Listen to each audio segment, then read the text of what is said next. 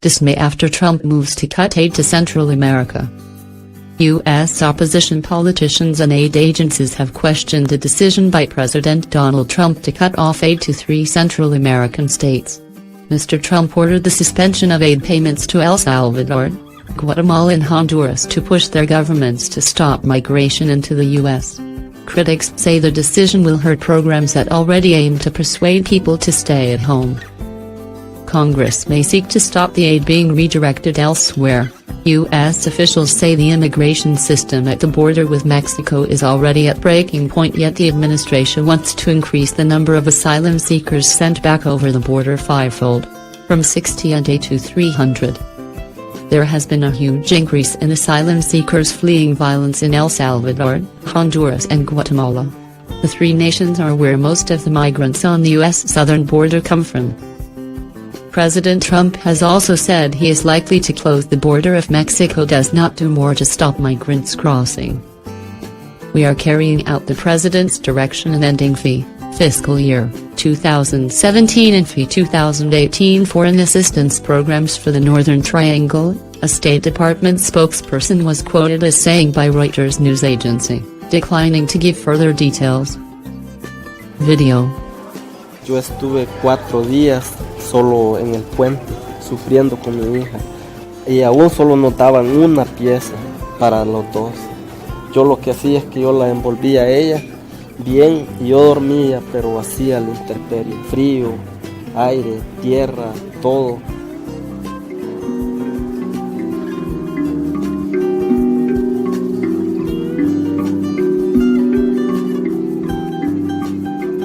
This is the bridge that leads across the border from Mexico, and here, right on the border, this is a Customs and Border Patrol station. This is effectively the car park of the Border Patrol outpost, and this is where people are being held. But Border Patrol says this is simply the only way that they can cope with the numbers they are having to deal with, that there are so many people coming across the border, families with children, that they have nowhere else to hold these people. They say this is the visual demonstration of the humanitarian crisis that the president has described.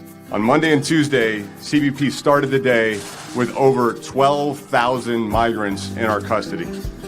As of this morning, that number was 13,400. A high number for us is 4,000. A crisis level is 6,000. Definitely an increased number of people being apprehended, but even Border Patrol statistics themselves will say it's the highest number of apprehensions in 15 years. 15 years, we're not talking about ancient history. The Department of Homeland Security, the U.S. federal government, has sufficient funds to be able to treat people humanely. Regardless of the fact that they say that they're strapped, they say that they're at max capacity, they could come up with another solution that isn't having children sleeping on dirt and gravel for days at a time outside. Cuando mi niña dormía en las puras piedras, sin nada, sin cobija, sin nada, yo me ponía a llorar porque sufrimiento para mí, porque nunca había pasado eso, y si yo hubiera sabido, nunca me hubiera venido a mi país. Es cierto, allá se sufre, pero no como aquí. Yo creí que el haber llegado a Estados Unidos, eso iba a ser un trato diferente. Pero en eso me equivoqué, ¿verdad? El haber pensado que a mi hija me la iban a tratar bien. Ella me pedía jugo, me pedía comida.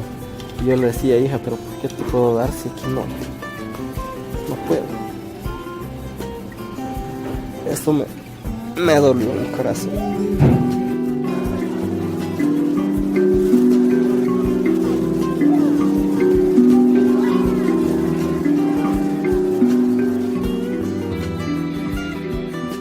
According to the Washington Post, at stake is nearly $500 million, £383 million, and 2018 funds plus millions more left over from the previous fiscal year.